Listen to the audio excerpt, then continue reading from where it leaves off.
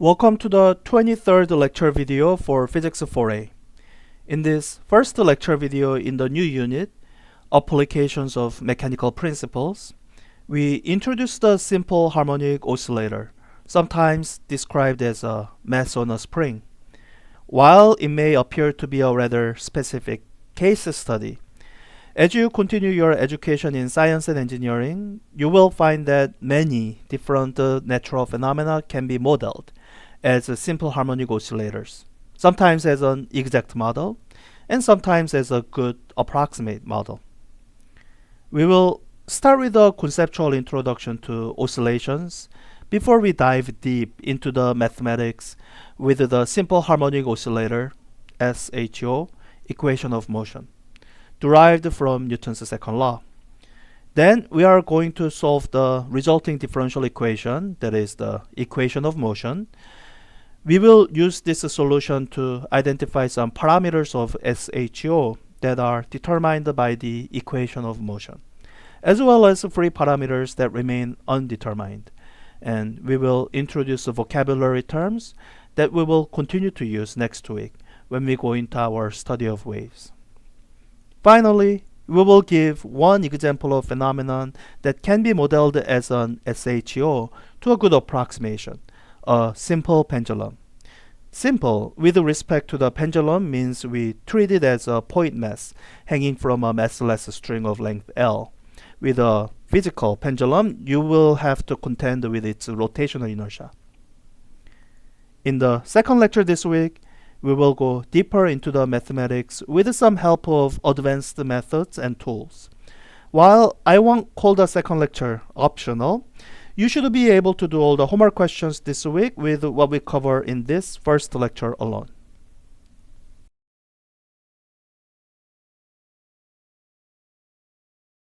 So with the oscillations, this is something you have seen before. You have seen me use this mass on a spring as a demo for a bunch of different things many times now, right? This is not anything new, right? So what we are now going to do today is we are going to spend a little bit more time looking at this in detail. We are going to, you have seen this setup, and we have used this setup to talk about spring force, right? Where you see this mass come to rest, that's the equilibrium position. You can draw the free body diagram, gravity pulling it down, spring force pulls it up, it balances here, right? We have also used this setup to look at conservation of energy.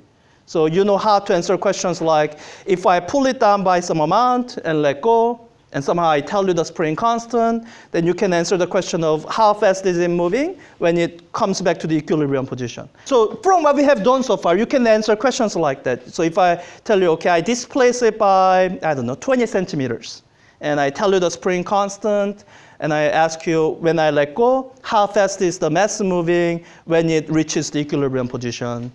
You can imagine answering that question? Yes? Yeah. So this is a setup that we have seen. But what we haven't done is really go into a deep dive and really look at it in detail. So you will maybe notice we have never done this. We have never tried to describe the position of this mass as a function of time. When it's at the equilibrium position, its acceleration is 0. So right now you can see that its acceleration is 0.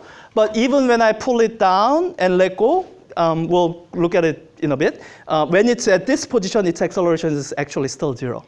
But when I pull it down and let go, then at this position, its acceleration is clearly not 0. It's upward. And when it reaches up here, its acceleration is downward. So as this oscillates up and down, it involves a changing acceleration. So this doesn't quite work well with any of the tools that we have developed so far. That's why we haven't tried to do this description yet. We have sort of nibbled at the edges of it. We try to describe what we can by using conservation of energy. But the problem with the conservation of energy is that it doesn't relate directly to time. So what I'm telling you now is that at this point in the semester, I think we are ready to handle this in the full scale. We are going to go into the actual mathematics and actually derive the position as a function of time. But before we go into all of that, because it's going to get calculus heavy. So this and next week is going to be another calculus heavy portion of the semester. But I don't know, in case you are recalling back to how difficult kinematics were, in my opinion, this is actually easier. Because kinematics is it's the kind of thing where you thought you understood it when you took calculus, and then you come to this class and you realize that you didn't understand. Those are the toughest things to handle. But here, because it looks complicated, you didn't think you knew it, but turns out a lot of the stuff we are going to go over today and Thursday are things that you actually know. It's nothing that's radically new. So, but let's just start out with some intuitive answers. That's what problem 1 in your worksheet 13 is about. I have this exact demo set up before I had to leave for the meeting. And we are going to go through this. So this is one question that we actually go through in class. We'll go through this so that first we'll guess at some answer that you can guess intuitively. And then we'll do the experiment. Let's see. I have this thing set up to actually make all the measurements. We'll do the experiment to see how it goes, and then you know we'll do that. So let me do this. Let's see. Yeah, I guess for part A, I'm supposed to demonstrate to you what this setup does. So I mean, you've seen this motion detector setup before, right? And I set this all up so that when I start to collect, then it'll read the position of the mass at 0. I zeroed it so that this motion detector thinks this is the 0 position. If it goes closer, it'll be negative. It goes farther away, it'll be positive. Good? Nothing here seems surprising. That's how you would expect it to work. So let me make up some space for this. So it's asking a bunch of questions. When it is in this position at rest, let me call this I. And then later on, it's going to ask when the mass is above the equilibrium position, call this 2. And when the mass is below the equilibrium position, call this 3. Good? And hopefully, you know, this is reminding you of what we were doing before we went to conservation of energy and momentum. So let me draw a free body diagram. Let's draw a free body diagram for each of these 3 cases as we go through and answer the questions that they are asking. So when the mass is here at the equilibrium position, what are the forces acting on this mass? Gravity and spring force. So let me just kind of draw a diagram for that. mg. And the spring force, do you remember the formula for spring force? Yeah, so the minus kx, or the magnitude is k times x. That's Hooke's law, right? So let me just write down that k times delta x for now. This is coming from Hooke's law that hopefully you remember. Okay, what's the net force? It's essentially the same question. How do these 2 forces compare? One way of asking it, or the second way of asking it, what is the direction of net force in this case? Net force is 0. How do you know it's 0?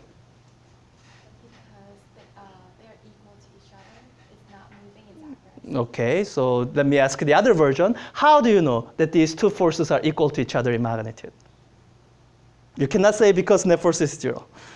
Because that makes it circular.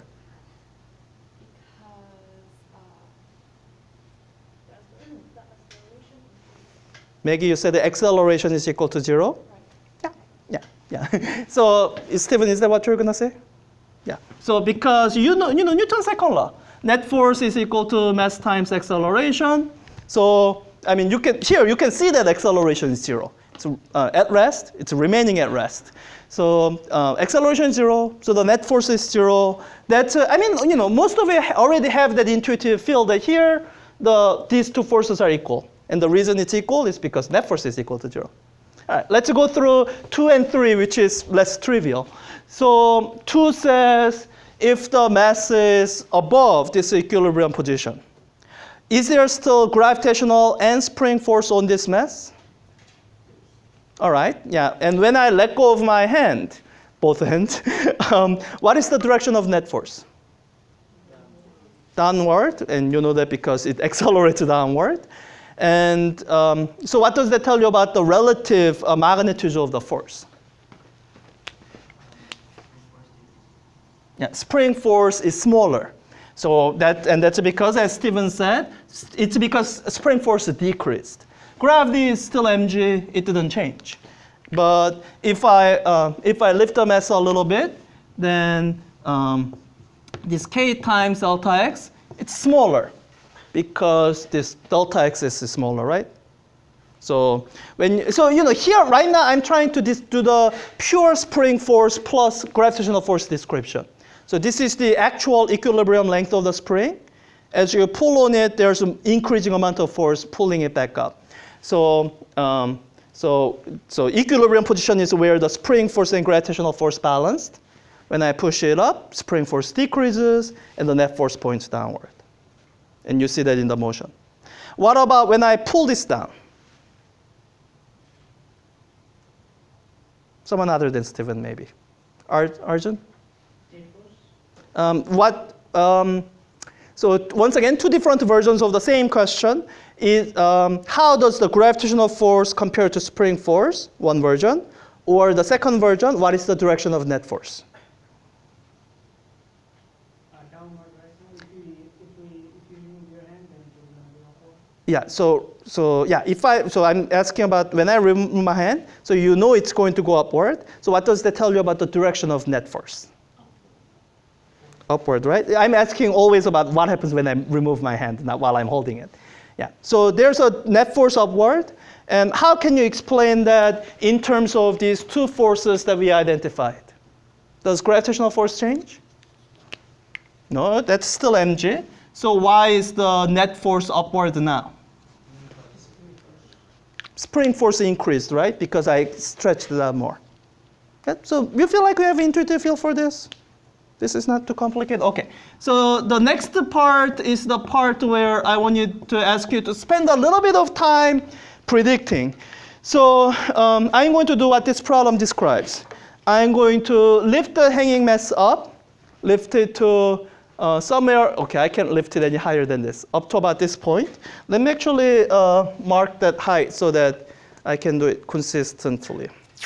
So I'm going to lift this mass to about this position. All right. And I'm going to let go. And you can actually look at it. So you have seen this many dozens of times. What happens now is not anything surprising. But what I'm asking you to do now is I'm asking you to actually sketch the position. So this is a function of time. But for convenience, each different times are described with a qualitative description. There's let me number this 0, 1, 2, 3, 4, and let me try to just say it out loud as it goes through those different times. So this is 0, 1, 2, 3, 4. Okay, it's way too fast. But you get what I'm trying to say, right? 0, as it goes down, 1, 2, 3, 4. Good. Did I label 4? Yes. So it's the times are in sequence of 0, 1, 2, 3, 4. Good. So you have some sense of intuition about what that should look like. So I want you to take a minute, sketch it, what it should look like. I mean, it's something that oscillates up and down, but there are many different ways something can oscillate up and down. So I just want you to sketch it out of your intuitive feel. And you'll compare it with the actual experimental result when we do the experiment. All right. I think some people have a more reasonable picture than others. I guess it's easier to actually do it and see. So let me do the experiment. Because, let me wait. I did not think this through. Are these writings annoying, or can you look at the graphs through these writings? Okay. So let me do it this way. I'm gonna lift it. So I'll hit collect, and I'm going to wait like half a second or maybe about 1 second. So there'll be 1 second of flat line. So hit collect. Okay. So that's what you see. Wow, it looks way more. I think it might have been my hand. Let me see. All right, that looks better. So let me leave it there. So this is what you are looking at. Starting from the release point, right? Stop me when I'm going through the equilibrium position. So starting from the equilibrium release point, stop me when I'm going through the equilibrium. Yeah, here, right? So this is the equilibrium. And when you go below that, and this is the lowest point. And then you are back at equilibrium. And you are now at the highest point again. So let me zoom in. Can I just zoom into this? So this is the shape that you should have drawn. And in case you're looking at the other graph, let me hide it behind this one. Good. So how many of you drew something that looks exactly like this? And this is the sense in which I'm in, that it starts out with something that's close to zero slope. The slope increases up to a point here, and the slope actually starts to decrease. And then it gradually comes to a flat line here, and then the slope gradually increases again, and then decreases. How many of you drew that? Okay. Some of you, I saw you drawing something that looks more triangular, which is fine. So that's why we are going through this exercise. So intuition is kind of a recalling what you have seen before.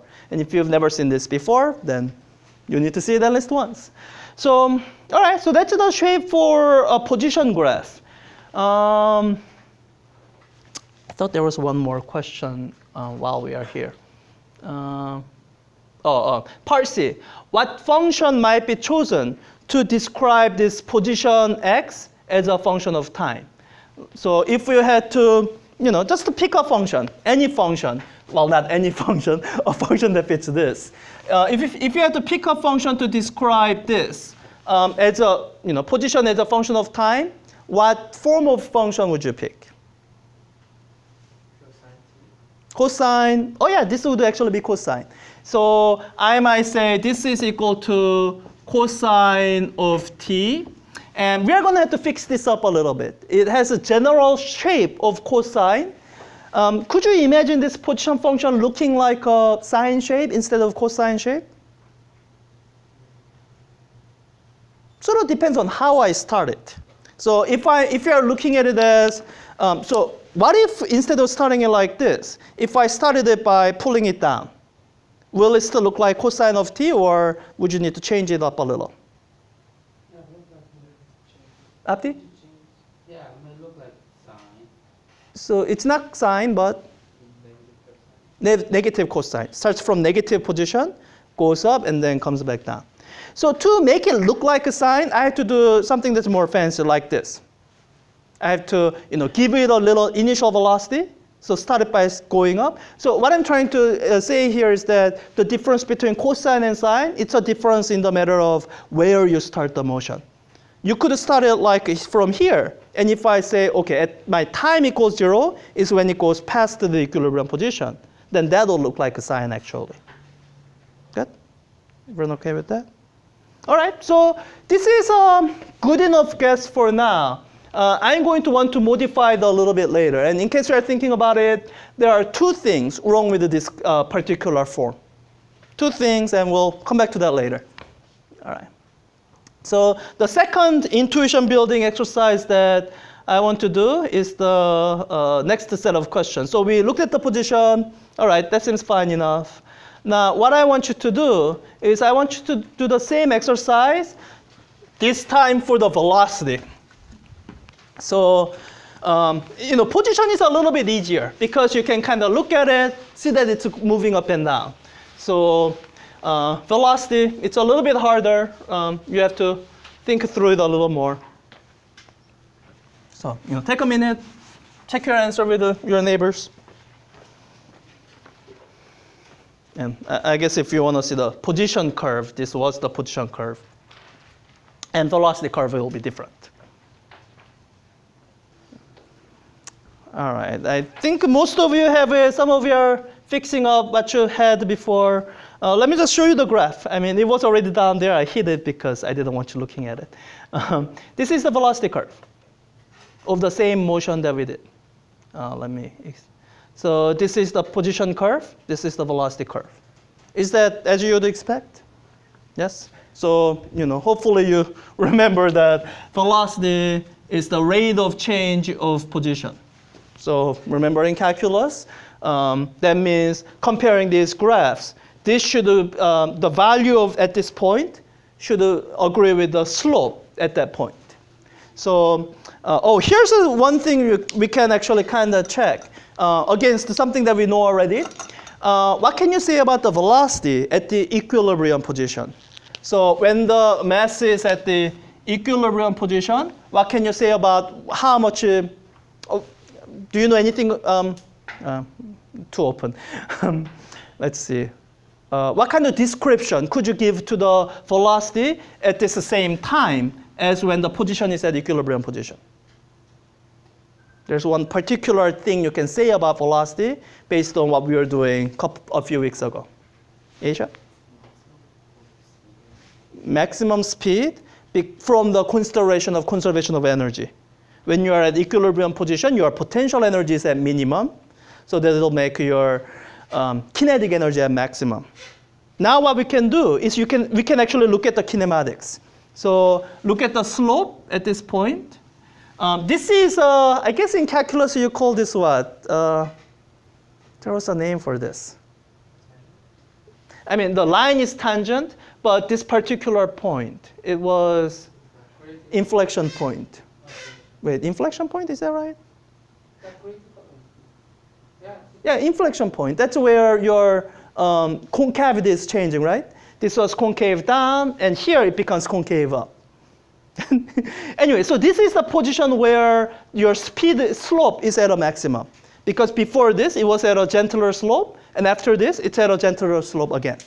And when you look at the same point down here, well, yes, it is at the maximum absolute value of the speed, velocity. And the same thing happens as it's going through the same equilibrium going the other way.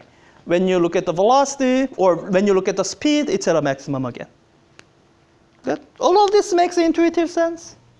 Yes?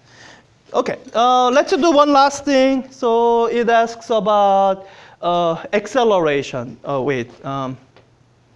Yeah, I don't know why I never really changed this. I'm kind of running out of time, so let me actually skip this part E. You can do it on your own, and let me just show you this graph. So you saw position and velocity.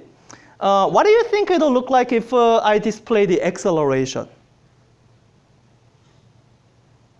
Like, will acceleration look like a velocity? No, right? You're taking another derivative, so it shouldn't look like the function that you took derivative of. So what would the acceleration, would it look like anything on the board already, or will it look a little bit different from what's already on the board? Isha? Okay, different, how would you describe it? Like if you had to compare it to something else on the board. Flipped upside down. Yeah, let's try it. Let me display here. So this curve is acceleration. So it kind of looks like the position, except flipped around. And you can explain it based on the velocity curve. So this here, the velocity curve slope is downward, right? So your acceleration is negative. There's a point where your velocity curve is flat. Rate of your change of your velocity is 0, and that point happens to be the equilibrium position. So there the acceleration is 0, as I was claiming earlier. And then it goes through the cycle again. Good? So all of this motion makes sense? Yes? Yeah, I want to make this the motion that you can just observe by moving this up and down, that makes sense to start out with, because it's going to get a little bit math heavy. And I'll tell you a little bit of secret. So the secret to success in physics and really engineering is that for anything that you want to calculate, you should know the answer before you actually do the calculation. So if you're doing the calculation to try to find the answer, the thing is you're going to make a lot of mistakes and you're going to waste a lot of time. So, people who are good at physics and engineering, they actually know the answer before they do the calculation. All the calculation does is it simply confirms what you already knew. So, so that's why I'm spending a fair amount of class time going through this exercise to make sure that you have a good intuitive mental image for the motion of this. So when we describe its position as a function of time, then that it looks like a cosine, like that's something that you know intuitively before you do any calculation. By the way, before we move on, let's fix this up. I said that there are two things wrong with this function. So did anyone figure out what was wrong with it while you're looking at it, thinking about it? No, not yet. Let me give you a hint. The thing that's wrong with it is units. So this is what I mean by units. So the quantity that's here, it has to have a very particular unit. This is an input to the cosine function. So it has to come in very particular unit. Right now it's coming in the unit of second. And I'm telling you, that's not right. I cannot put in 1 second into a cosine. I mean, what kind of quantities does cosine take as argument? Pi, what kind of quantities are those? Not period. Radian, some kind of angle, right? Now, what do you remember about radian as a unit? Asia? It's not a real unit. Radian is just a reminder. So actually, cosine takes a unitless quantities. And this is actually true of any special function. Exponential takes a unitless quantity. Logarithm is supposed to take a unitless quantity, although sometimes you can cheat. Any kind of special function that you remember learning in your math class, they are supposed to take only unitless numbers. So only polynomials can take a unit. So this is supposed to be unitless. And what you see here is clearly not unitless, right? Right?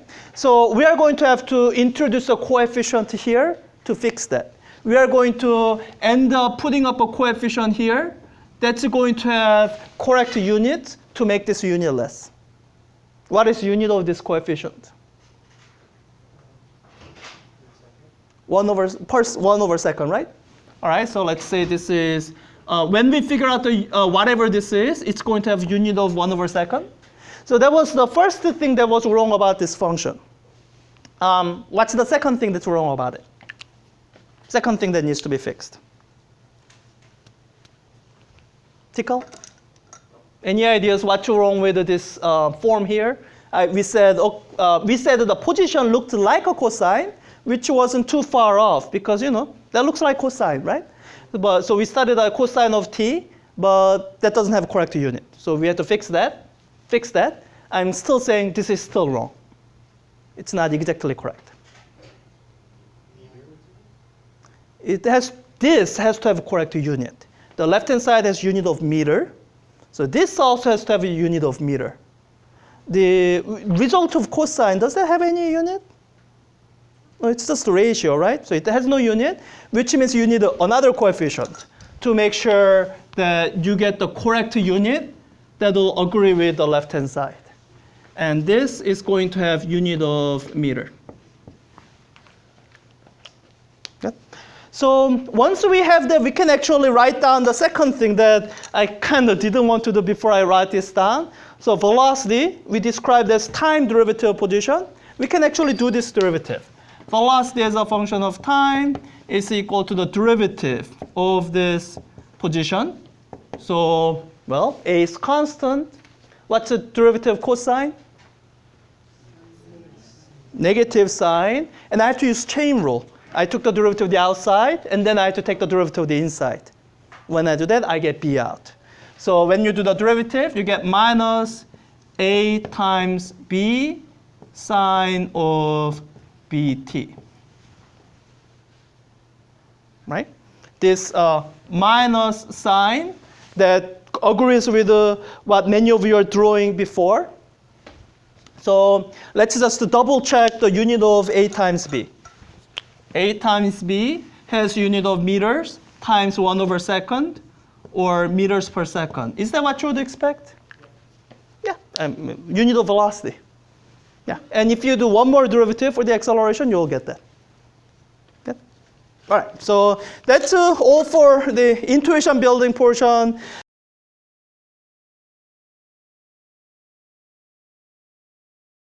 Now what we are going to do is we are actually going to do the hard work and do the math. So this is, if you want to follow along in the worksheet, this is in sort of the next section starting on page 3. But let me give you this description. So what we are trying to do is we are trying to analyze this setup so completely that we can describe the position of the mass as a function of time. This is, once again, at a level of detail that we haven't done before. Before, we did it as far as, figuring out what is the amount of force when I release it here.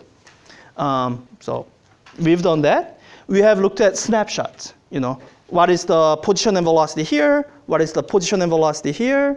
And we kind of didn't really do it, but you could have figured out position and velocity at any of these points. Like if it's at this point, then you would figure out what is the potential energy, and you would use that to figure out kinetic energy and find the velocity. But one thing that we have never done is we have never described it as a function of time. Okay? So let's just see how we can do it. So let me title this Analyzing, and I'm just going to give this a name. This particular type of motion that you see, it has a name. It's a very specific type of thing that you will see a lot over the course of your science and engineering courses. We call it simple harmonic oscillator motion. So analyzing a simple harmonic oscillator. Yeah. So let's just start out with this picture. Let's say I have some mass m that's hanging from a spring. I have to start specifying some of the parameters here. Let's say that the spring constant is k. And I guess I can say that this is my equilibrium position. So this is x equals 0. All right, and this is a question that I can pose and answer. Let's say I pull this down a little bit. So I pull this mass down over here. And so, this spring sort of comes. And now mass is down here. I pulled it down to some initial position, x is equal to x naught. And then I let go. And the question that we are now going to try to answer is, what is the position as a function of time? Any ideas how you would begin to approach this kind of question?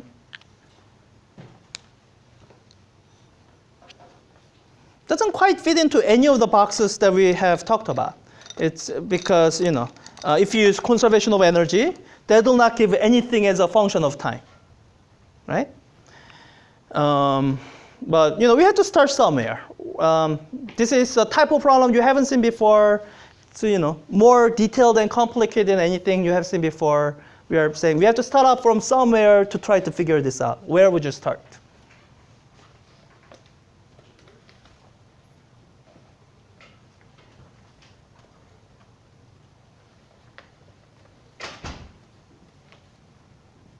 The starting point is actually not all that new. Would it surprise you if I said that in trying to answer this question, we actually start from standard strategy?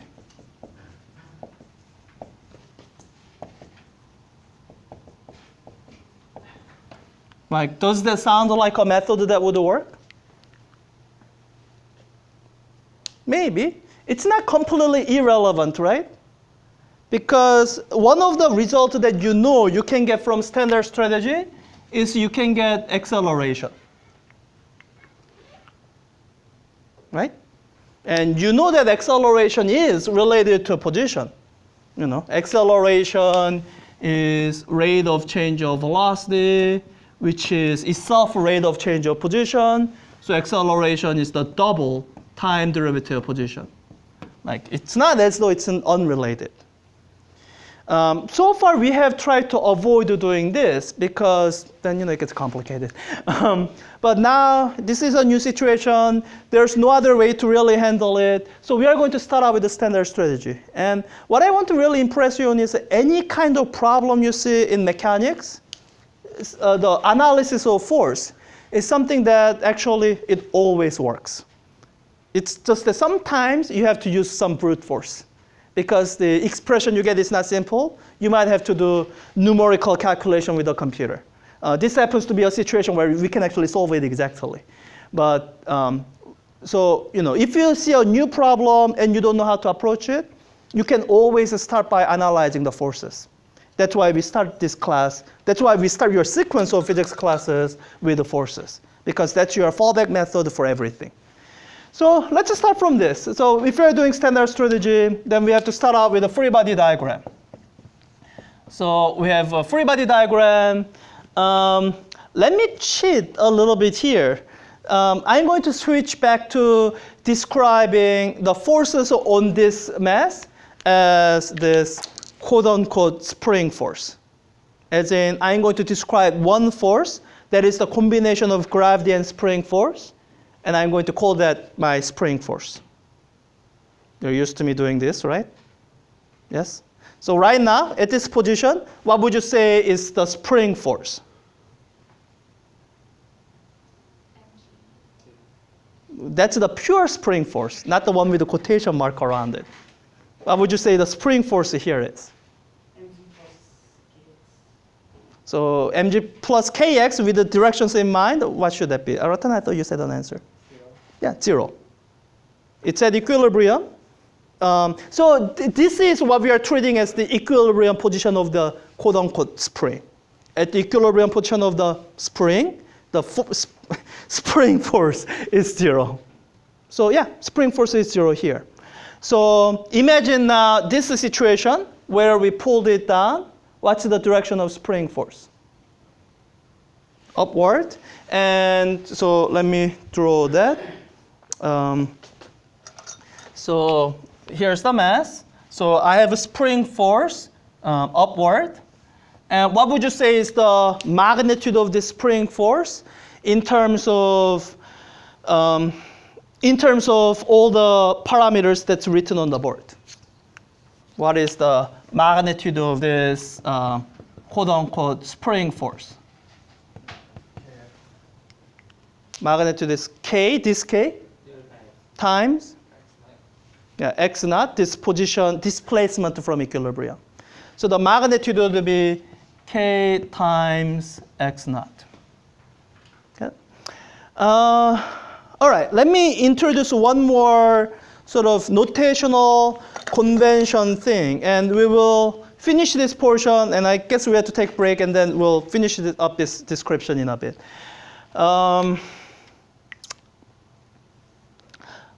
From the way you've seen me do things so far, which direction would you say which direction is positive? If you've seen this written down so far, and I asked you, what is the positive direction? Would you say that upward is positive or downward is positive? So a lot of people do intuitively choose upward is positive. Since I don't want to go against your intuition, so let me correct a couple of things. X naught, it's kind of natural to pick it as a positive number. That means for my x, I really should have called it minus x naught because I pulled it downward, right? So there's a minus sign there. And for this force, so right now when the mass is down here, the force is pointing upward. Now, when I let go, I want you to imagine just any general position in this neighborhood. Is the force always going to be pointing upward? It's not, right? Sometimes it's going to point downward. So I want to write down this expression so that I'm not talking about just the magnitude. I'm actually talking about the force as a vector quantity with the direction in mind. So I want to have a description for the force where the sign plus or minus signs are important as a general function of x. Is this okay, or do I need to change something? As in, for this position, if I said the force as a vector is k times x, so k, presumably a positive quantity, times x. Is k times x right now describing an upward force or downward force? It's describing downward force, right? Because x is a negative number. I don't want that. For this position, I want my force to be positive, upward. So what can I fix to make my force upward? So I heard someone mumble something there and here, but I didn't hear any of that. Arjun, were you saying something? Yeah, like make the x negative. Make the x negative. Okay, I can do that. So you mean something like k times minus x? Yeah, actually, I think that's actually conceptually cleaner. So you have actually seen it in this format. You have seen this as minus kx. And I don't think I mentioned this name before. This particular form of force, it's called restoring force. If you are reading the textbook, you should have seen this phrase at some point. And the reason that this is called restoring force is for the reason that Arjun was describing. The direction of force is negative, the opposite to the displacement. Okay? So I could just, force is equal to minus k times x as a vector where I care about the direction. Okay? And let's just make sure that makes sense when it's on the other side of the equilibrium. So when it's above the equilibrium, is my x positive or negative? Positive. Is my force negative then? Yeah, downward, right? All right, so all of that sounds fine. So, all right, so any other forces on this mess? Just this quote-unquote spring force. That's actually a combination of spring plus gravity, right? That's the only force on this mess. Okay, then I think I'm done with all the standard strategy steps, and I'm ready to write down my Newton's second law equation. So Newton's second law says that net force, in this case, it's just the spring force. Once again, quote-unquote spring force. So my spring force is equal to mass times acceleration. Okay. Now, so from this, I can write this down, that my spring force, or minus kx, is equal to mass times acceleration. And this is nothing that you haven't seen before. And what I'm now going to do is something that you have not seen before. I'm not going to stop here just satisfied with knowing acceleration, because that's not my goal this time. My goal this time is to get the position as a function of time. So I can't stop here. I have to try to somehow express this equation in terms of nothing but x. So you stare at it for a while, and you realize, well, there's no algebraic way to do it. So the only way you can do it is through calculus. You write down what acceleration is in terms of position. So you do that one more step and say it's mass times double time derivative of position. So I don't, sometimes I'm a little bit sloppy about when I indicate this or not. So once I start doing this, what you have to implicitly remind yourself every single time is that position is a function of time. That's the only way this derivative makes sense. What that means is that this position that I've written here It's a function of time. It's not a simple number. It's an entire function. Okay, let me clean this up a little bit. Let me solve. This is the most complicated looking thing in the entire equation. So let me solve for this. So solving for that, I get this. Double time derivative of position is equal to, let's see, move the mass over. So it's a minus k over m times x. And once again, as one last reminder, at some point I'm going to get lazy and not remind to you at some point. X is a function of time, both here and here. So this is what we call differential equation. How many here have seen a differential equation in your math class? You should have seen it if you haven't solved one. We call it differential equation because it's an equation that involves derivatives. Here's my, forgot two here. Here's my derivative. It's not any derivative, it's a second order derivative. So it's a differential equation involving a second order derivative of time. And in the context of physics, this equation actually has a name. We call this equation of motion. The idea here is that this equation, once written down, completely determines how something moves. So this is the equation of motion. Once you have the equation of motion for something, then it's you can determine what it's going to do for. So if you know the equation of motion, and if you know where it was at a particular time, then for all future times, you can determine what it's going to do. I mean, if you are into philosophy, there's some philosophical implication to that, but I won't get into that. This is lower division physics. So this is the equation of motion, and the reason we are introducing this only now is, well, this is kind of difficult to solve for. It's not something you can solve for algebraically, but we'll try to solve for it when we come back from break.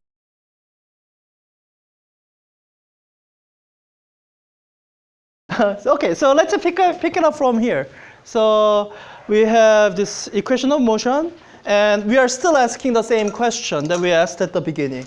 What is the position as a function of time? So, well, what we have to do is we have to solve this differential equation for the x as a function of time. So this is the question.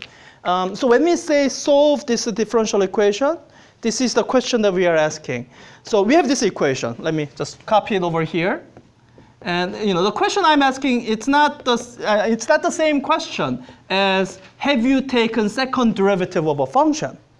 Here the difficulty is that you have an equation for in terms of this unknown function. This x as a function of time, it's an unknown function. You don't know what it is. You don't know if it's is it x squared? Is it x to the third power? What is it? You don't really know. So when we say solve this differential equation, this is what we mean. We mean you need to find out what this x of t is. Write it out as some kind of function of time t, so that once when you have found this function, then you should now be able to plug it in, take two derivatives, and see that this function satisfies this equation. That's what it means for you to solve a differential equation. All right, so let me actually ask you this question, because I think when I say solve differential equation, it sounds very abstract. Because there are very simple forms of differential equation you actually know how to solve. Let me ask you this. Let's say this was your differential equation. Dx dt is equal to t squared. Do you know, this is technically a differential equation. It's an equation involving a derivative in terms of a bunch of stuff. Do people here know how to solve this? Find x of t that satisfies this differential equation? How would you do it?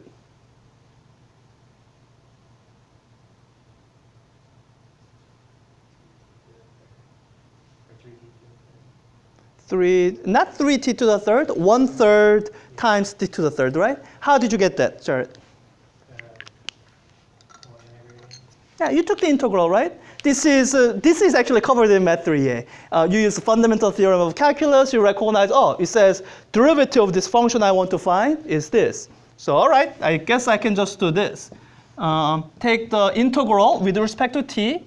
And when you do that, then you would get, so left-hand side from fundamental theorem of calculus will be simply x of t plus maybe an integration constant.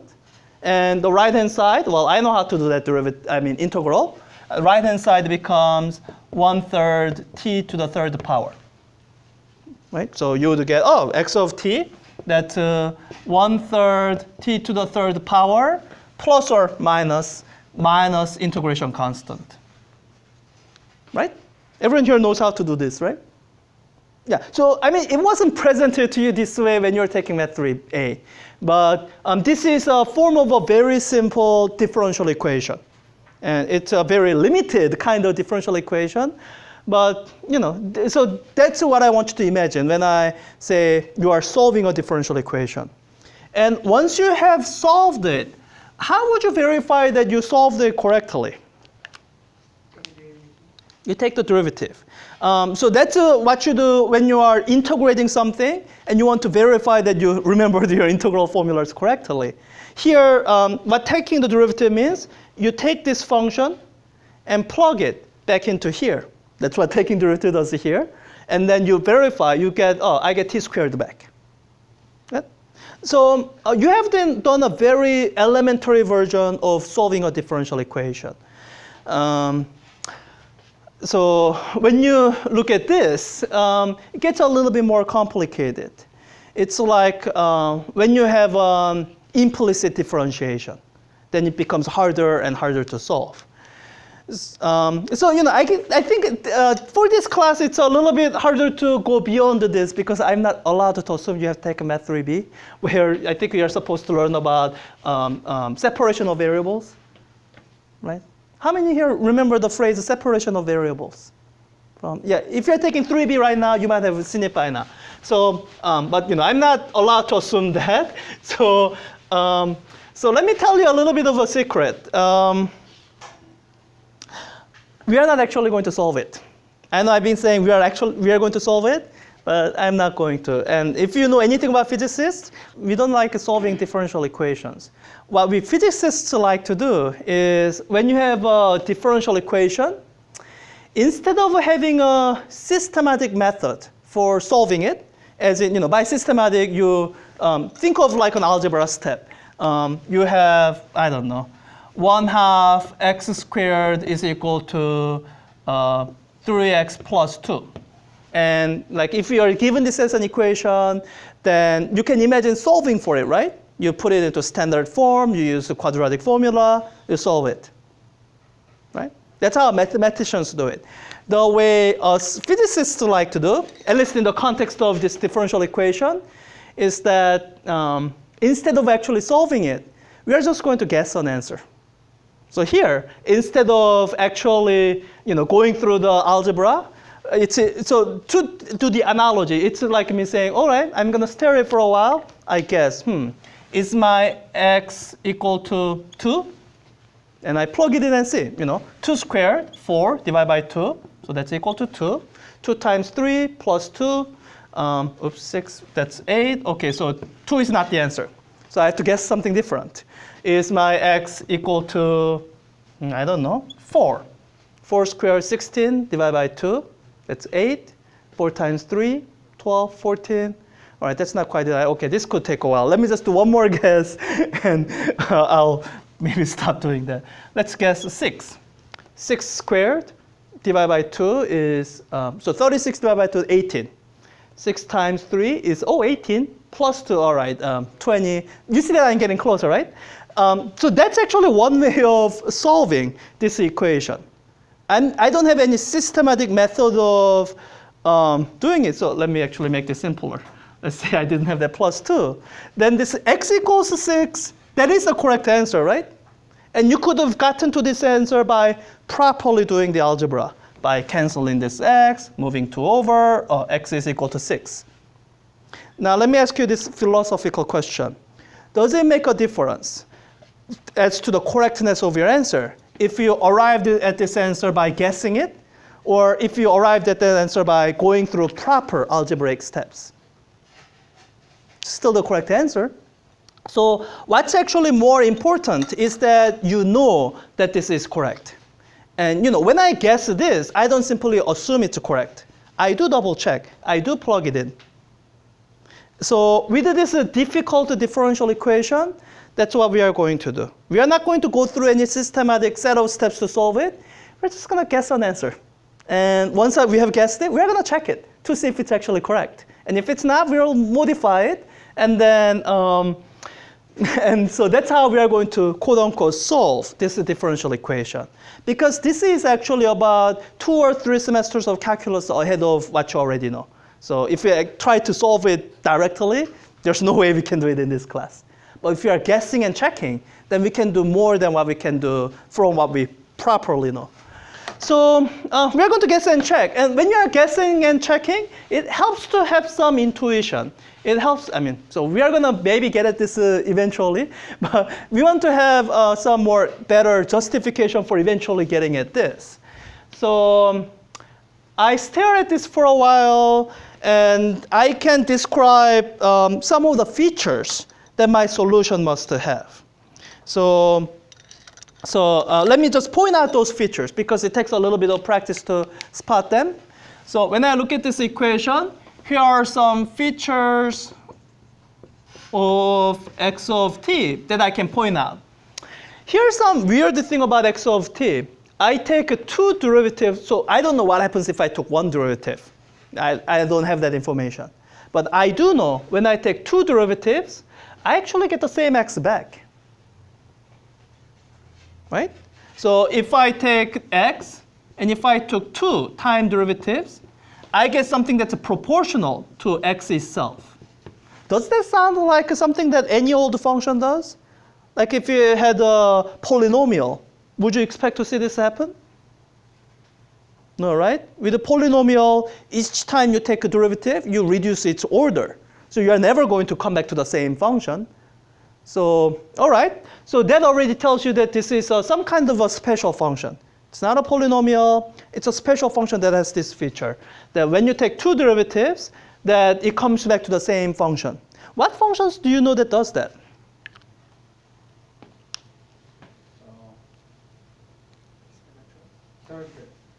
So you have seen exponential, that's one.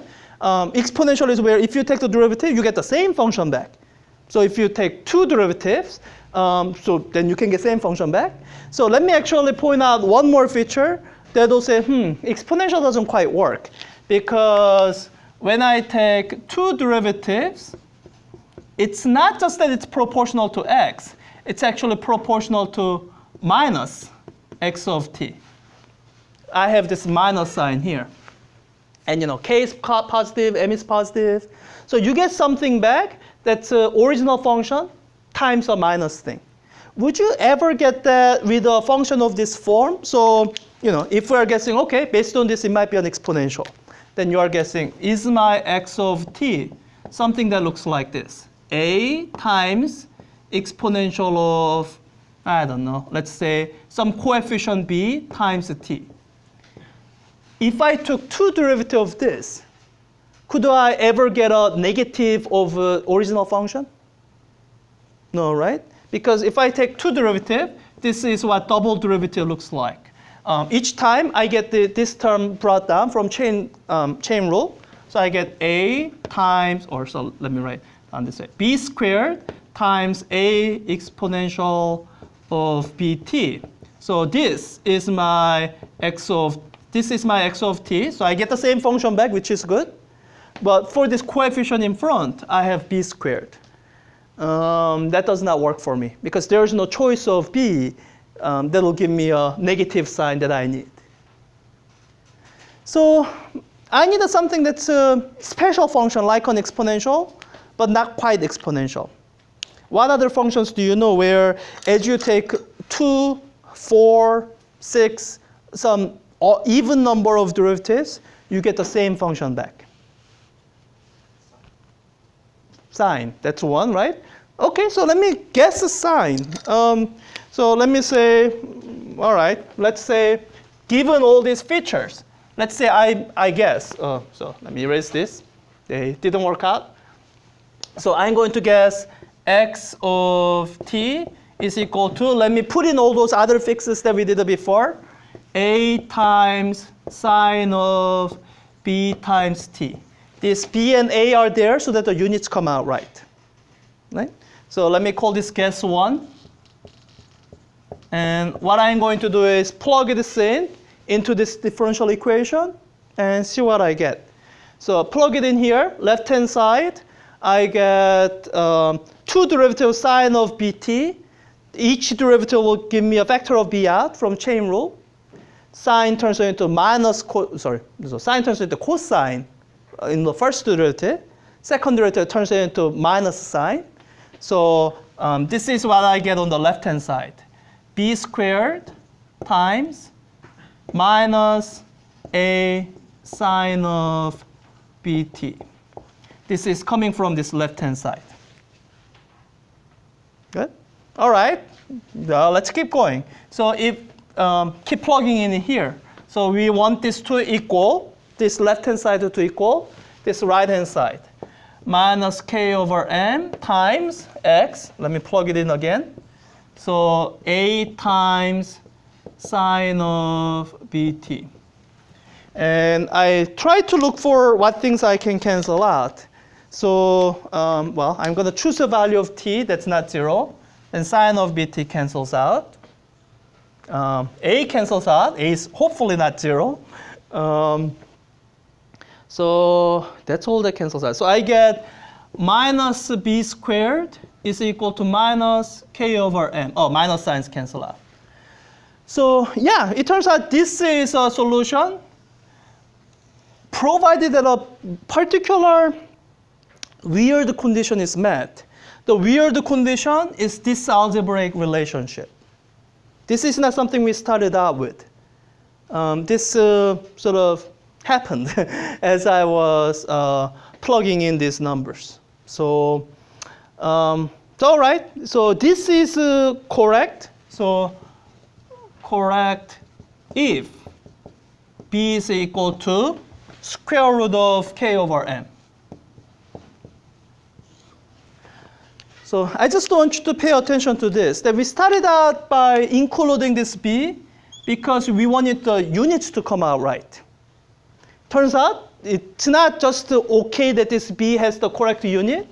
It actually has to have a very specific value if this is going to be a solution. That's a little bit weird. All right.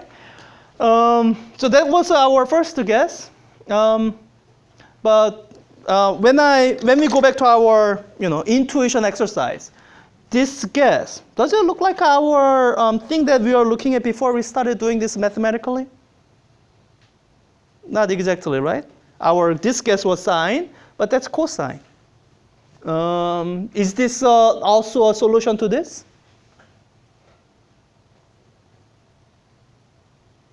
Well, you won't know until you try it, right? Here's one thing about guess and check method. One thing that it cannot tell you is that if your guess the correct answer, it's a unique answer. So if you guess the correct answer, there may be multiple other correct answers. So we have this, which from our earlier intuition exercise should be a solution to this. So let's try it. Let's see if it works out. So this is going to be our second guess. Let's call this our guess 2. So this is our guess 2. And I'm just going to plug this in. Oh, I guess I can actually use subscripts. So this was our x1. This is our x2. Well, imagine plugging into this differential equation. I take 2 derivatives. So once again, each derivative brings out a vector of b from the chain rule. Derivative of cosine is minus sine. Derivative of minus sine is minus cosine. All right, so let me write that down. The left-hand side is b squared times minus a cosine of bt. So, right, that's equal, we are trying to see if that's equal to right-hand side. Well, so that's equal to minus, the question is that equal to minus k over m times x. So this thing again, a cosine of bt. We look at what else cancels out again. Cosine of bt cancels out, a cancels out, minus sine cancels out. So we get the same relationship we had before, that b squared is equal to k over m. So I guess whatever that b is, I don't have to change it. It's still the same constraint that we are using. But, so yeah, apparently this is also a solution. Both x1 and x2 are solutions. So which is the real solution?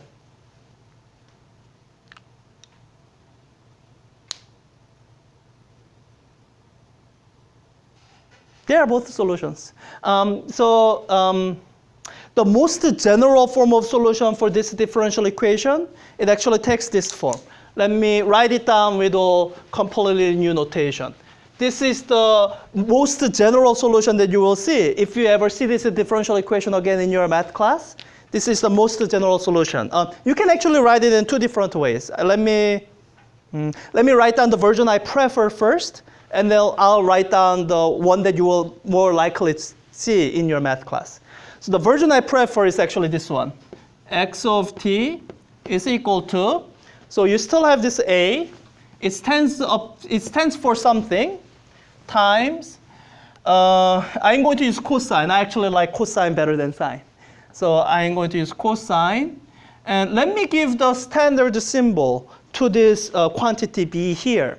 The standard symbol for that is actually omega. Where have you seen omega before?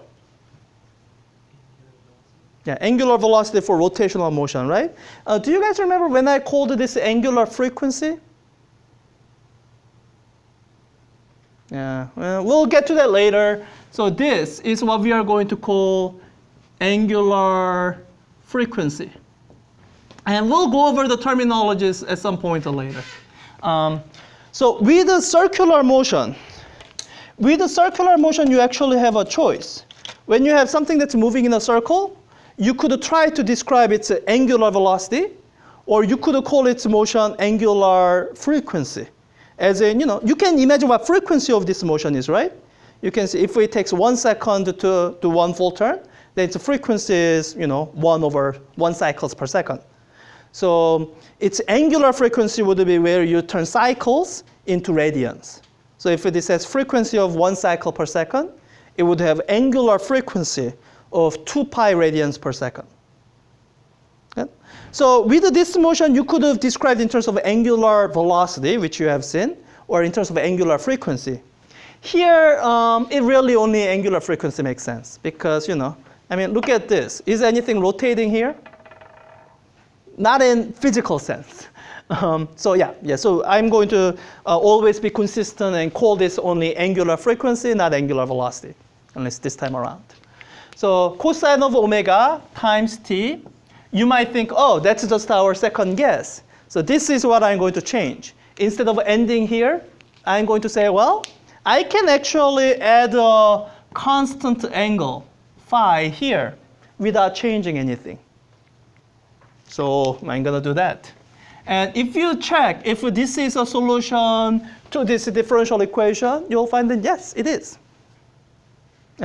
So this is the form I prefer, and that's the one that's in your worksheet. But let me write down the one that you are eventually going to see in your math class so that you can kind of figure, I'm not giving you something that's completely foreign from what other people are doing.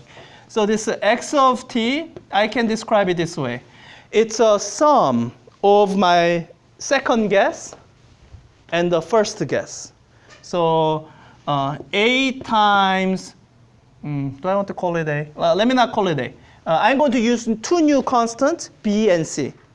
X of t is equal to b times cosine of omega t plus C times sine of omega t. And I encourage you to check it for yourself. Plug this into this differential equation and see if it's a solution. And if you go through the calculation, you will see that, yes, this is also a solution. And this is the most general solution to this differential equation. And what else do I want to say about it? One last thing is, so if you're good enough with the trigonometry, you can actually prove that these two are essentially the same form. The easier thing to do is take this form and re-express it into this form. Do people know how to do that? Yeah, I'll do that. I will demonstrate that later. There's a trig identity that's useful for you to use here. Do people remember angle addition formula? Yeah, I mean, if you remember it, great. Then it's an exercise left to you to show that using angle addition formula, you can re-express this into this form. Do that on your own if you want to. But I will save that for when we do something called wave interference later, because I'm kind of out of time. So, but this is the most general form of solution to this. And let me just give you one other thing that you will eventually see in your math class. It's this idea that, so when you look at this, you have two parameters that are still undetermined. As in, omega is determined. So based on looking at this, we have to say omega is equal to square root of k over m. I have no choice. Unless this is true, this is not a solution. Right? So omega is completely determined. The two parameters that are undetermined is this parameter b. Like, it can be anything now. It can even be 0. If I let b equal to 0, then I get this back. Right? And c is another parameter that's undetermined. It can be anything right now. If it's equal to 0, then I get this back. So this general solution has two undetermined quantities. And that's not an accident. That 2 sort of corresponds to this 2 here. That this is a second order differential equation. So it has two independent solutions. 1 and 2 independent solutions. And what I'm presenting to you as the general solution is simply a sum of those two independent solutions. Yeah? So, I mean, I just want to point that out as a little nice factoid to know. I'm not going to do anything more with it other than to point out that this is general solution and that all of that is related. Okay? So, so this is the general solution. And as I said, you can verify that it's correct. And once again, as I confessed when we were studying this, this is more than half of what we do when physicists solve a differential equation. We have this a list of convenient guesses that we can try, and many of them turn out to be the correct solution to the differential equation we happen to be looking at.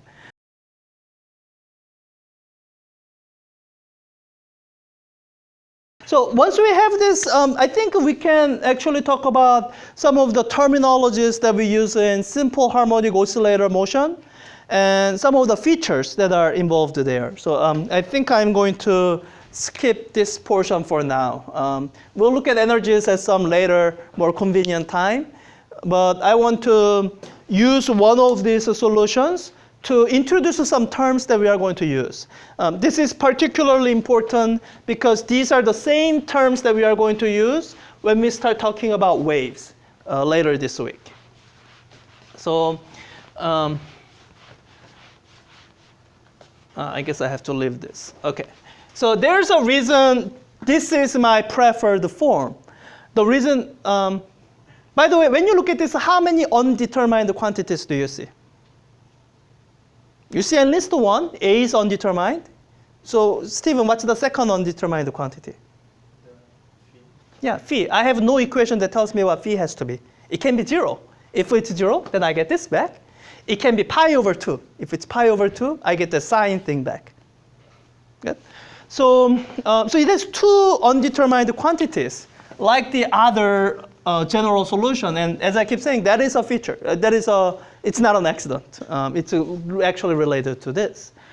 So the reason I prefer this form of the solution is because each of these parameters, both the undetermined parameters and the determined parameter, they actually match up to a particular feature of the oscillatory motion. And I can give it a name. That's why I prefer this form. So let me actually have a plot of oscillation here so that I have something to point at and talk about. Let's see. Let me write down the names. You might have heard of this before. If not, I guess there's no reason you would have unless you did it outside the class. A, there's a reason I like the letter A for this parameter. It's because it stands for amplitude. I don't think we have defined the word amplitude in this class yet.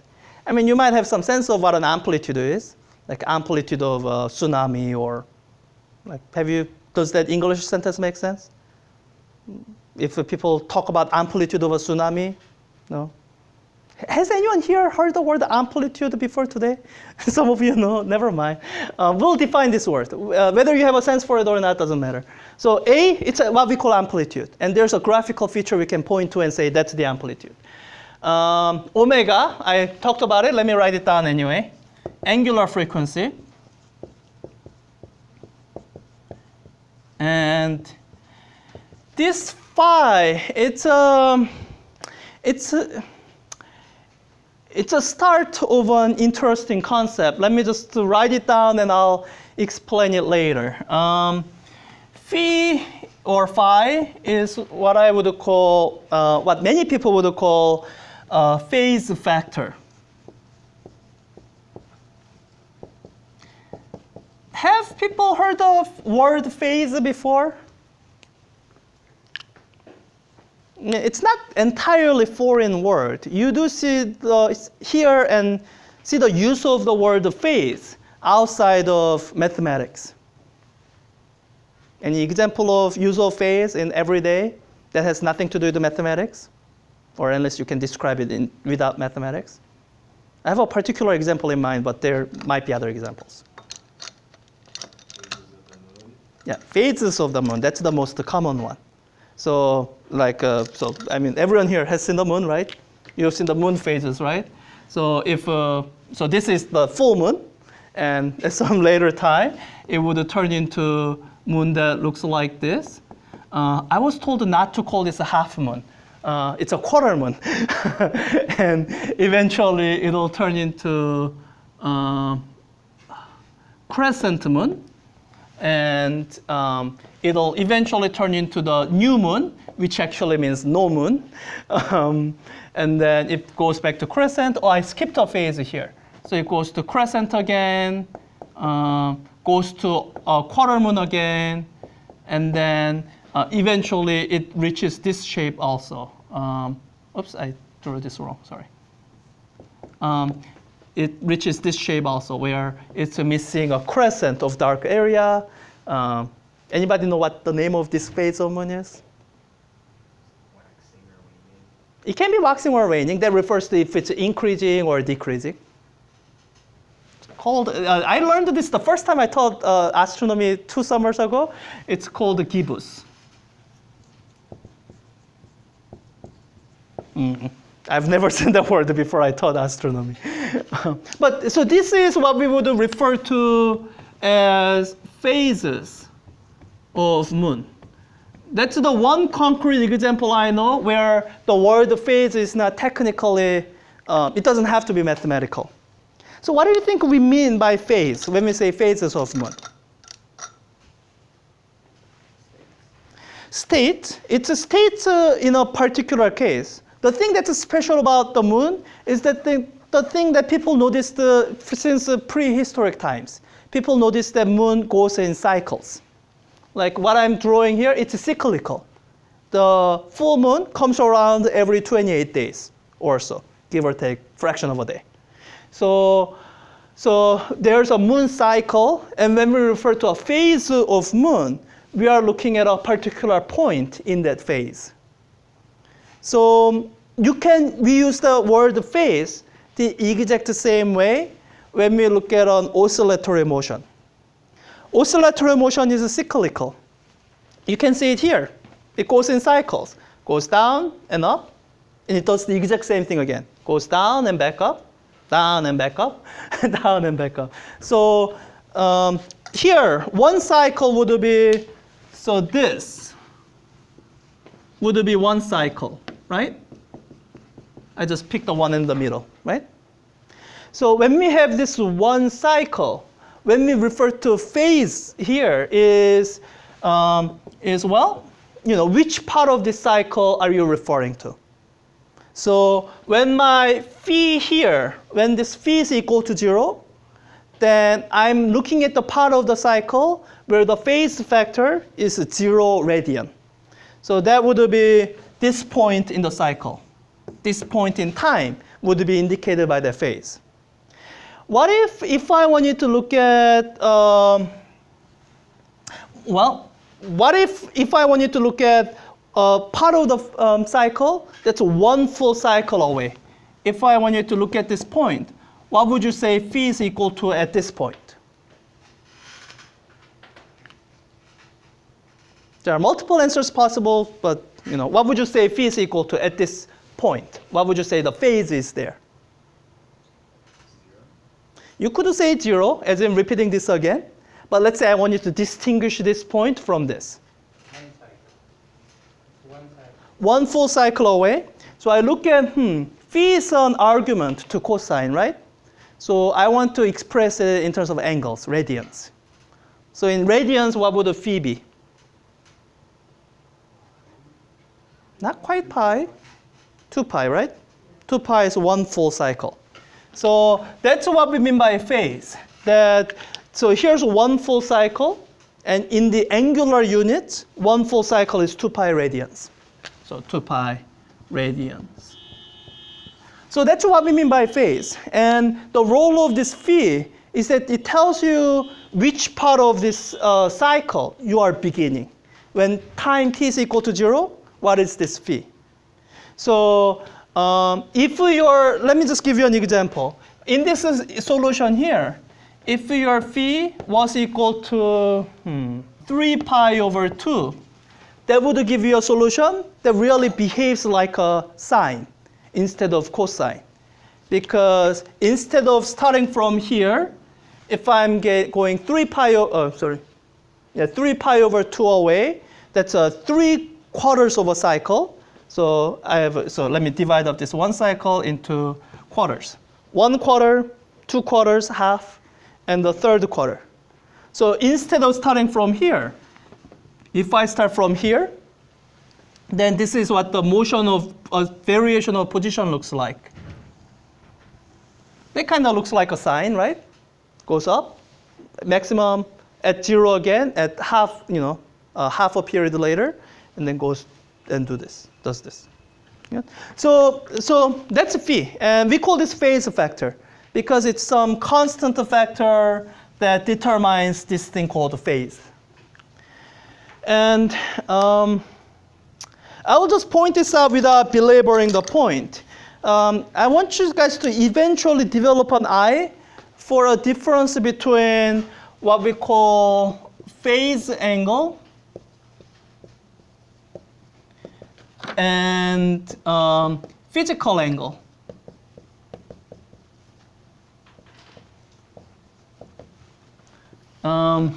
Because phase and actual physical angle, they are two entirely different quantities that are both measured in unit of angle. I don't think you have anything quite like that because it's mainly because angle is a unitless quantity. Any other physical quantity, when different units measure different things. So let me just give you an example of this. I will actually work this out again. So this is something called a simple harmonic oscillator. But this is only one example of simple harmonic oscillator.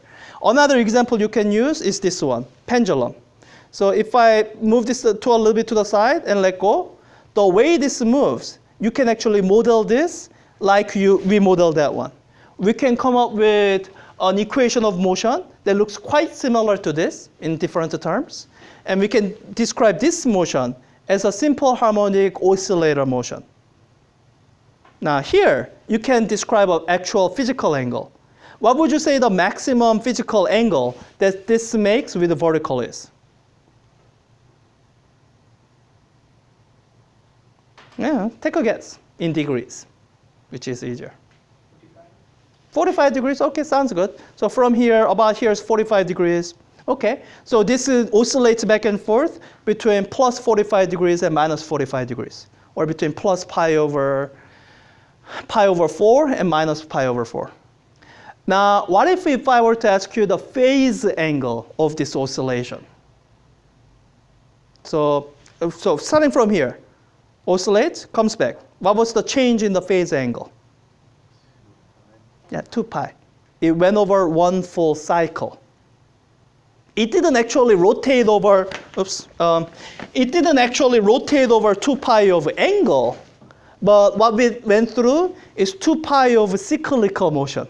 So that's the distinction here, and I will tell you that I've seen people with a PhD in physics who get this mixed up if they are not careful. So let me just point it out, and I will, in the remaining time, describe the amplitude and angular frequency. Easiest way to define amplitude is on this figure. This is amplitude. So take this equilibrium position, the displacement or the change from this position to the maximum position of change. This is what we call amplitude. Okay. Yeah, I will leave it there. Amplitude is one weird quantity where I'm not going to assign an actual unit to an amplitude as a general matter. So I don't want to tie amplitude down to a particular unit, only that the way you describe amplitude is through what you see here. The change of what? I don't want to specify.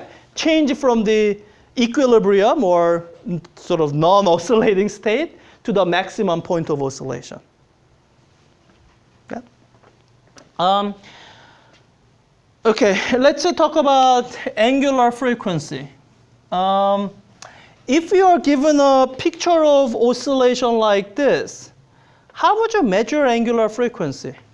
I mean, you know where it occurs in the solution, but how would you relate this? How would you relate this parameter with some feature you can measure from a graph?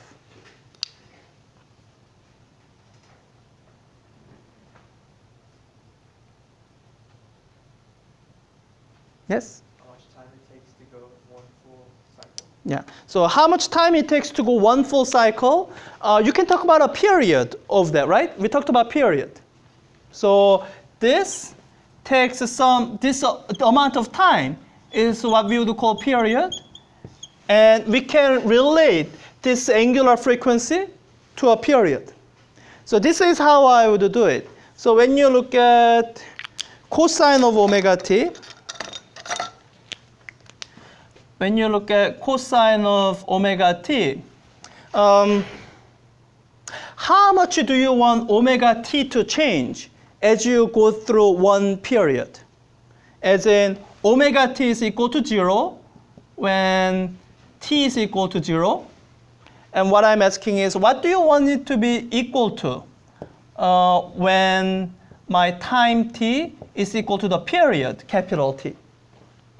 Like, what should this omega t be equal to? 2 pi, right? It went through one full cycle. So you would say, all right, this should be 2 pi.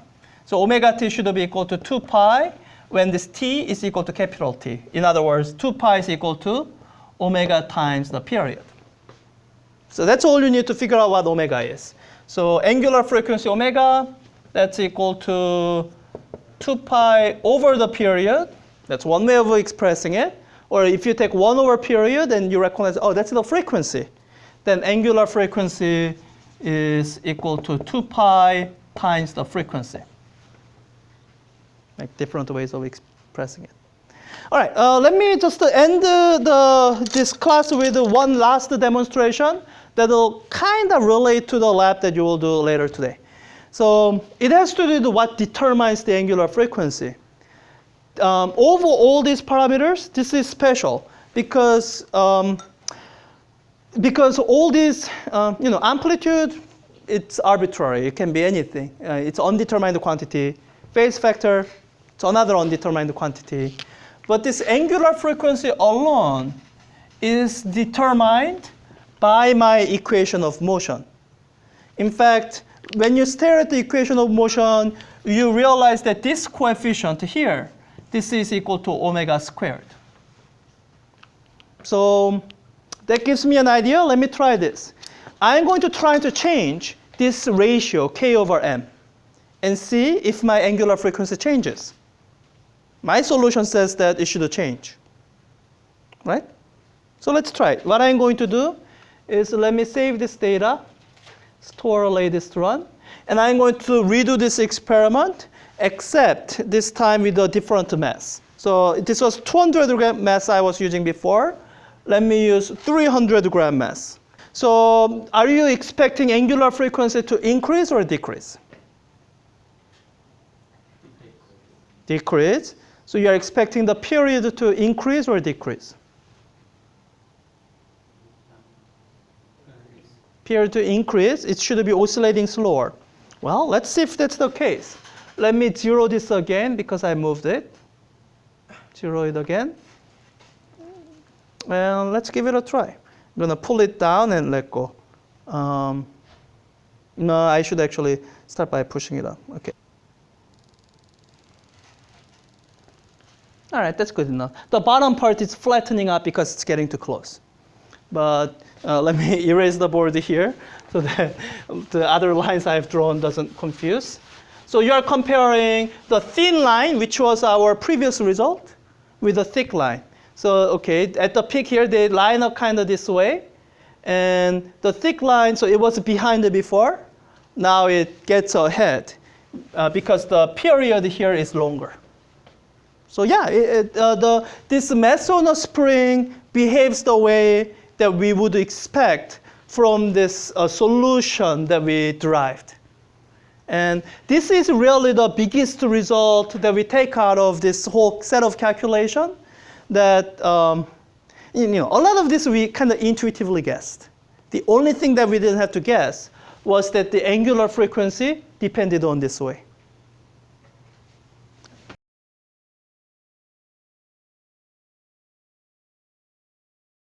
So pendulum as simple harmonic oscillator, and I guess my goal is to analyze this pendulum setup to come up with a description for this that I can say is come up with a description for this that I can say is gives me an equation of motion that looks like the equation of motion of the spring system that you already saw. So, so let me write down the goal.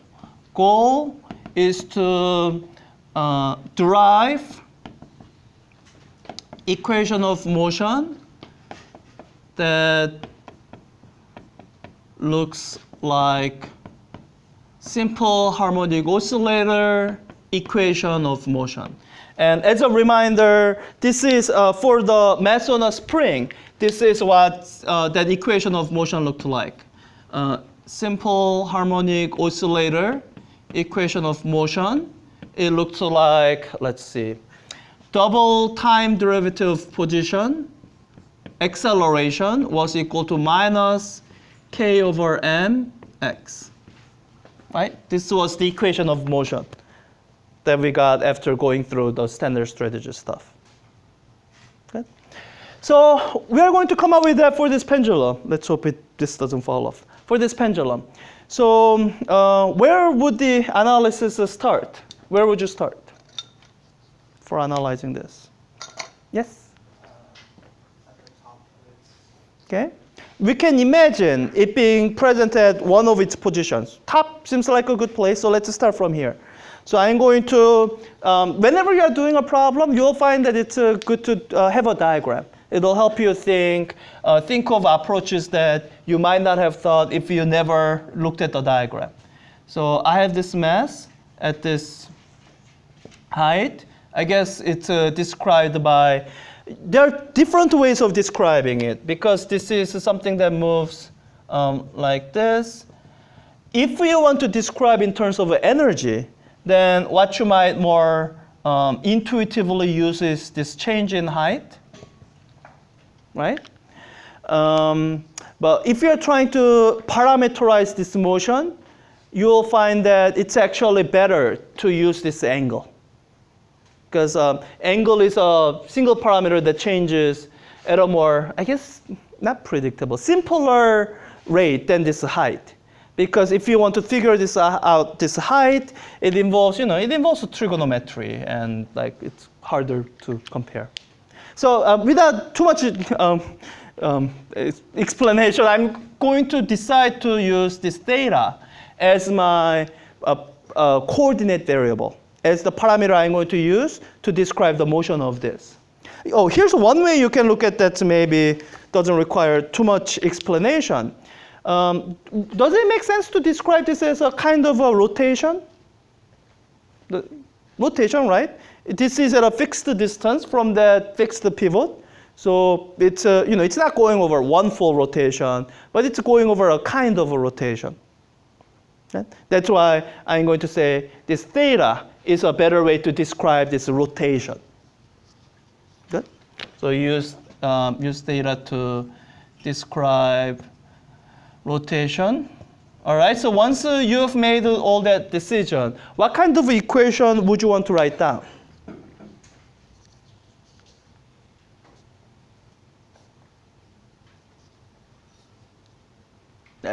I mean, so you decide you are going to describe this as a rotation, analyze it as a rotation. Torque. So you want to describe torque here now. Because what you are looking at, okay, so what causes it to rotate, it's going to be torque. So you have to draw a free body diagram. You are going to go through standard strategy again. So you draw a free body diagram. Let me sort of draw it this way. This is my center of rotation. This is my massless string. And here's my mass. Let me express my mass as a point mass at this distance. So I probably need to know something about the distance. This has some amount of mass m.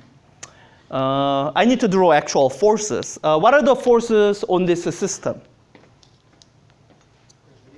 Yeah, there's going to be gravity. mg pulling it down. Any other forces? Yeah, so there's tension.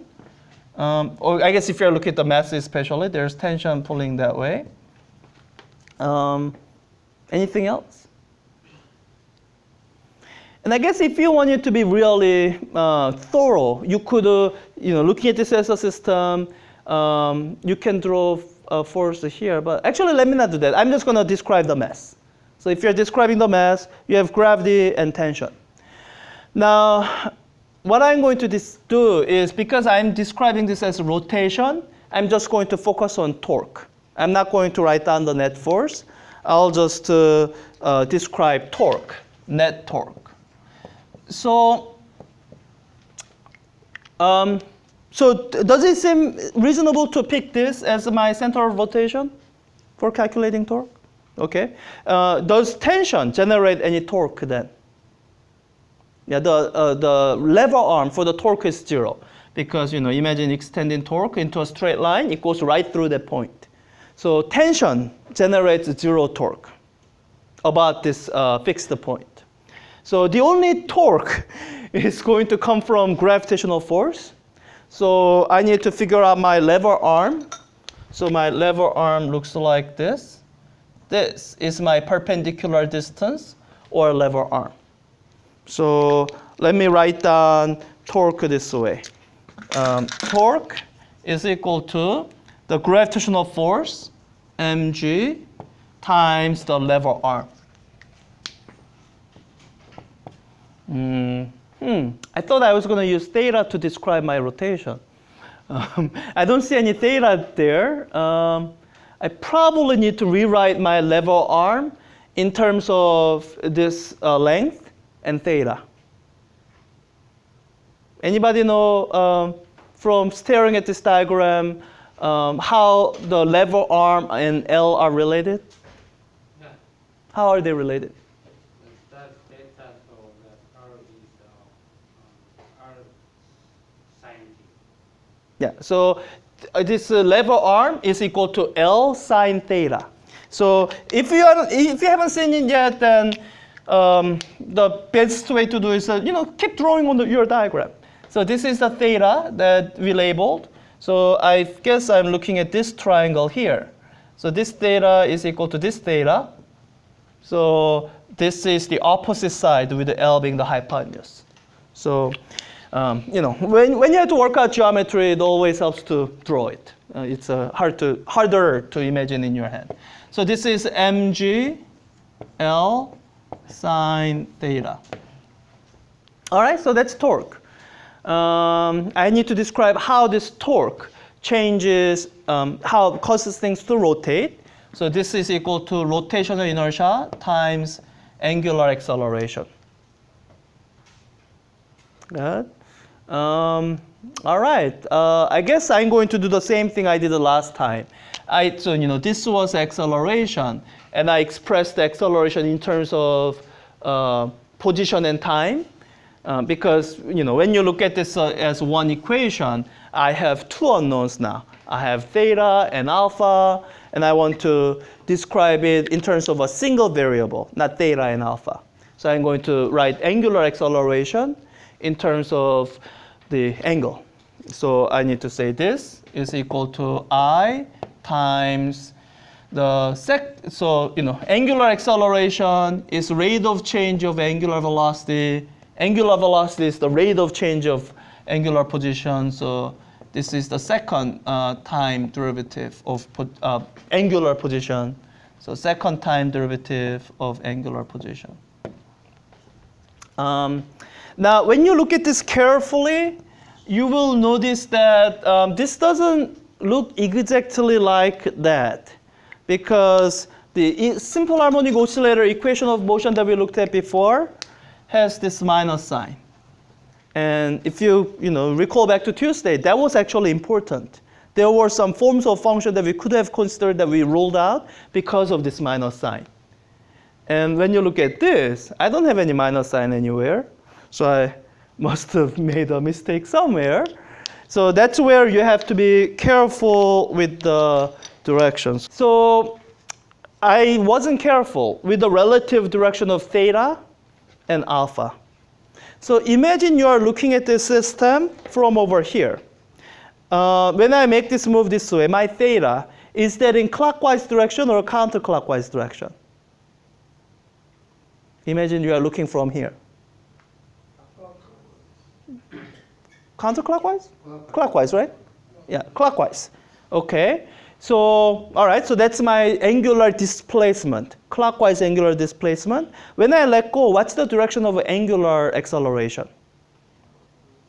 Counterclockwise. So I did not account for that in my equations. The fact that the direction of my theta is actually opposed to the direction of angular acceleration. So I guess the best way to fix it is this. Let me say, so keep this, and I'm going to be careful in putting in the signs for the torque. To say, so I will put in signs here, minus, and minus here. And this is what really, this is actually a little bit of a departure of how I do things normally. Because normally, when theta is, normally so here I'm allowing theta to become negative. So when theta is clockwise, I'm letting theta to become negative. Whereas normally in this class, the way I've done things so far is when I know some quantity is negative, I actually pulled it out, made the parameter positive, and put the negative sign in the equation itself. That's how you end up with a positive sign here normally. But because we are doing more formal mathematics, what I'm doing now is I'm going to allow these parameters to become negative and say that theta, well, if it's negative, then it is a negative value. I'm not going to try to pull that negative sign out. And instead, to express the relationship between these two, I'm going to put in a minus sign here so that when theta is negative, then negative times this negative will give me a positive angular acceleration. Okay? So this is the equation that I should have written out. Good? So, all right. I guess let me do a couple simplifying things. So I guess, yeah, it's not going to be as general as I'd like it to be, but this will make things easier. This rotational inertia I know what it is, so might as well plug it in so that some of the things can cancel out. Good? The rotational inertia here, it's a point mass at a distance L. So the rotational inertia I here should be mL squared. Good? You see some things cancel out when you do that. Let me write down the version with the things canceled out. Masses cancel out, and the L squared cancels out 1 of L. So you end up with G sine theta, minus G sine theta is equal to L times the second time derivative of theta. Okay. All right, let me solve this for the second time derivative because that's what we've been doing before. Then we'll be able to see, does this equation of motion look anything like the simple harmonic oscillator equation of motion? So solving this for the second time derivative, we get that's equal to minus G over L times sine theta. And this doesn't look exactly like this, right? So, I mean, we got some parts right. We have minus sign there, we have minus sign here. We have constant coefficient here, we have constant coefficient here. But the thing that should be causing you a little bit of a trouble is this last term, sine theta. Because this is just x, not sine theta. And you know, having x here actually was important last time also. Because in looking for the solution, this is what we said to ourselves. Like, what function do I have? That if I take two derivatives, I get the same function back. Now, imagine asking yourself this question. What function do I have that if I take two derivatives of it, I don't get the same function back, but I get the sine of the same function? Do you know any function that behaves like that? I don't. Like, when would you ever get sine on top of what you have from taking a derivative? Like, that never happens. Unless it doesn't happen with any well-behaved analytical or special functions that you know. If you had one, well, this would be the equation that you use to define the special function. Mathematics actually does that from time to time. So this is the point where we have to use approximation. So here, with the mass on a spring, everything we did was an exact calculation. With the pendulum, it turns out, if you want to treat it as a simple harmonic oscillator, you can only do it approximately. And let me tell you that how that approximation happens. So for what you were seeing before, when it's going over small motion, well, smallish motion, I can treat this as a simple harmonic oscillator. But once, all right, once the motion starts to become large, I'm a little bit afraid to. I think something might break again. So cover your ear if if you're sensitive. Once it goes into larger motion, yeah, that's what I thought would happen. Okay, all right. So I don't. Let me get my safer. Pendulums. So this is the approximation that we are making, and it's important that you understand the conditions of approximation. When it's a small pendulum motion, we can say, okay, this looks like a simple harmonic oscillator. But once this motion becomes larger, then that's where this approximation that we'll make will break down. So this particular form of approximation, it's called a small angle approximation. You might have heard it before. Small angle approximation. I have not mentioned it yet, but I think this comes up in your textbook actually. How many here have seen the phrase small angle approximation? Yeah, so you might have seen it as you're reading through textbook, working through, probably not homework. And you might have actually, how many have seen small angle approximation in your calculus class? Okay, yeah, that's probably where you would have seen it. How many here have have taken Math 3B? How many are currently taking Math 3B? Okay, so this is something that you will see in your Math 3B. Have you covered the Taylor polynomials yet? Have you seen it in the syllabus that it will come up later in the semester? Infinite series. Taylor polynomial is on. Okay, how many have you have seen series in your calculus class, right? There's an infinite series. And one of the mathematical methods you cover in calculus is how to approximate a function by an infinite series of polynomial. Learning it right now. Yeah. So an example of that is something called the Taylor polynomial. Let me write down Taylor polynomial approximation of two of the functions that you know, sine of theta and cosine of theta. And you will see this in your math class soon if you haven't already.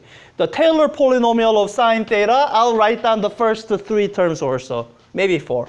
It's equal to, or it's approximately equal to theta minus theta to the third power over 3 factorial plus theta to the 5th power over 5 factorial, and I guess one more, theta to the 7th power over 7 factorial. You begin to see the pattern, right? And you do that with the Taylor polynomial, you take the derivatives, and there's all of that there.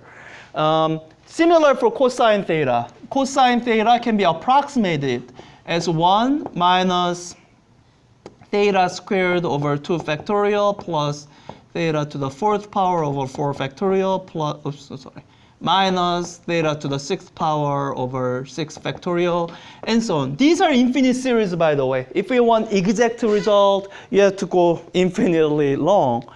So the approximation step is where we do not go infinitely long. We look at how many terms do we need for a good enough precision.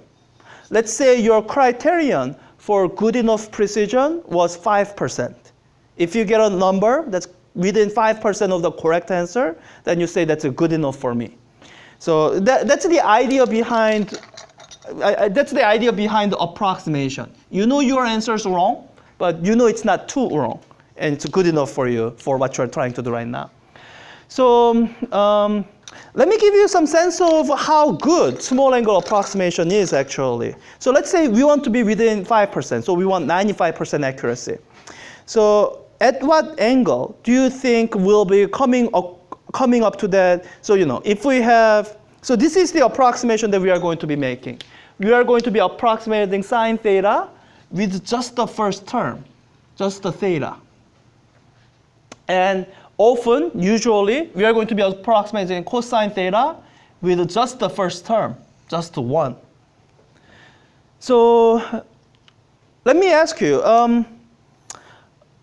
so if you're trying to describe, so let's see, how large an angle do you think I'll need to go before the cosine, so cosine theta of 0 degrees is 1. How far do you think I'll need to go before that begins to be wrong a lot? As in, it's so where I'm at some angle. So this is the question I'm asking. At what angle?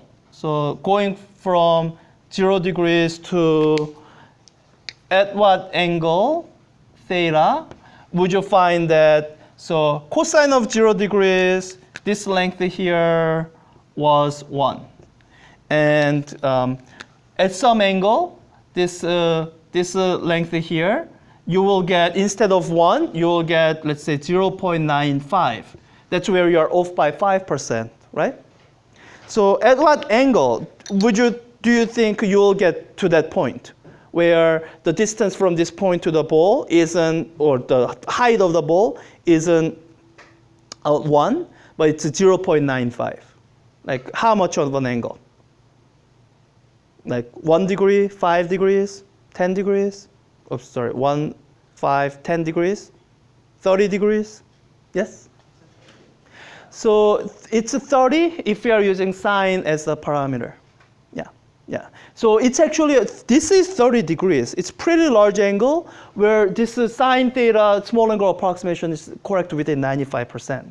With the cosine theta, it's a little bit smaller, but let me just show you the number. So it's easier to work out this number in radians.